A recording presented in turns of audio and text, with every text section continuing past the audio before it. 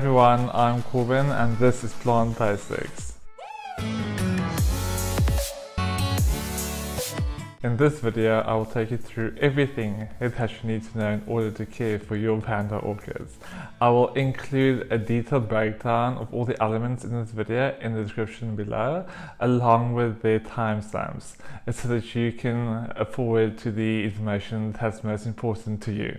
Vandas are really bright light orchids and they require a fair amount of light in order to produce flowers. I expose my Vanda orchids to direct sunlight during the autumn months when the sun's rays are a lot gentler. Never expose your plant to hot afternoon sun.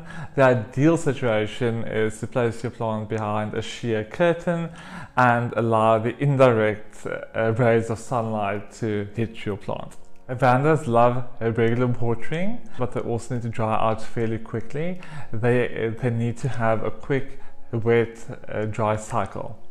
If you consider the taxonomy of a Vanda plant, the plant has no pseudobulbs like a dendrobium or cattleya or a cymbidium orchid, and that tells me that where this plant comes from, that they are not subjected to long extended periods of droughts, as they have no mechanism to store any nutrients or moisture, similar to Phalaenopsis.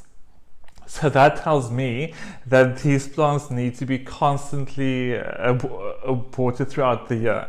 When you water your Vanda orchids, you want to make sure that your roots go from the silvery white color to a dark green. And that tells you that the root has absorbed enough water. If your plant is grown in a basket, this can easily be done by placing your plant in the shower and giving it multiple applications of water until the roots are saturated. Alternatively, you can also put your entire plant into a bucket of water and leave it to soak for about 10 minutes until the roots become an emerald green.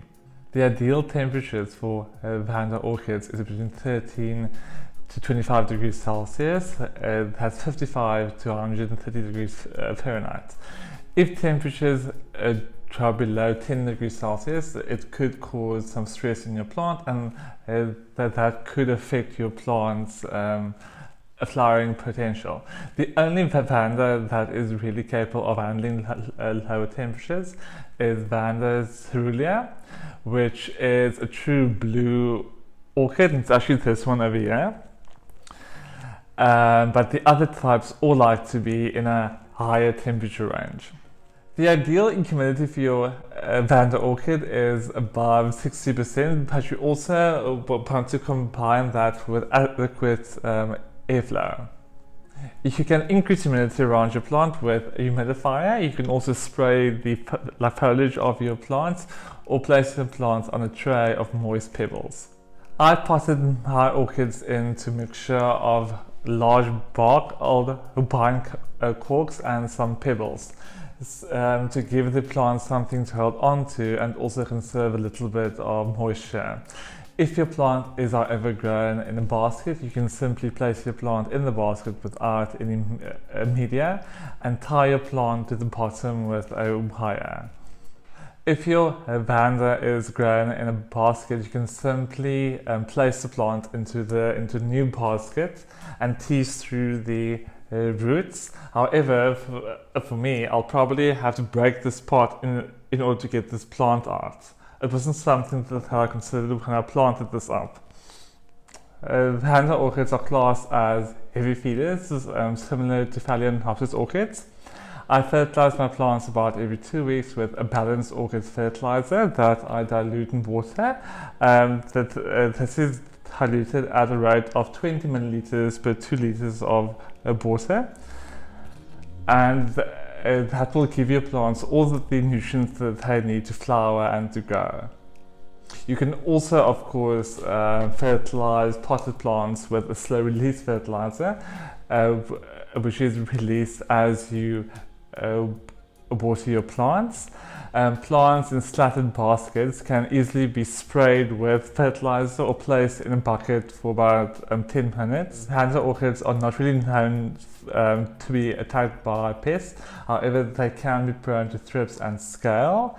The plant architecture is ideal for thrips to hide in the crevices.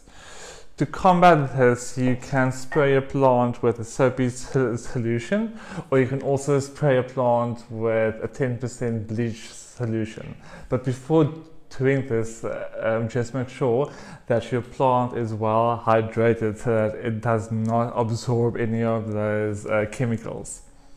The only two ways to propagate your Vanda orchid other than through seed, which can take a long time, is by division or taking stem cuttings.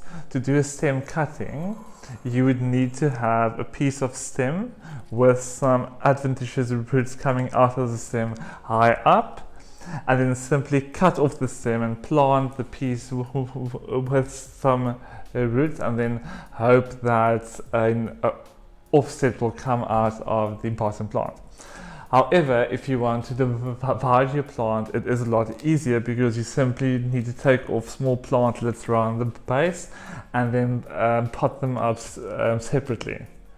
One of the problems you could have with your Vanda orchid is that your plant does not produce any flowers, and the reason for this could be that your plant is not getting enough light in combination with environmental stress like inadequate watering or low temperatures.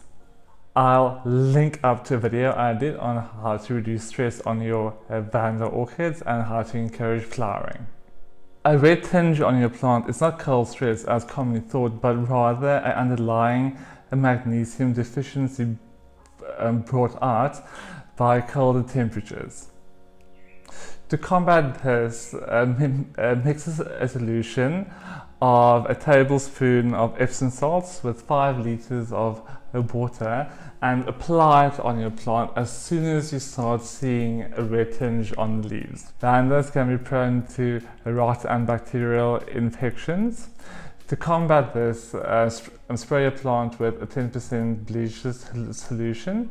It's best to always keep your plant somewhere well ventilated and apply fungicide at the first sign of infection. Always make sure that you have good air circulation when your humidity is high, and try to avoid wetting your plant at night when the temperatures are cooler. In tropical or subtropical landscapes, Vandas can make a beautiful addition to your garden.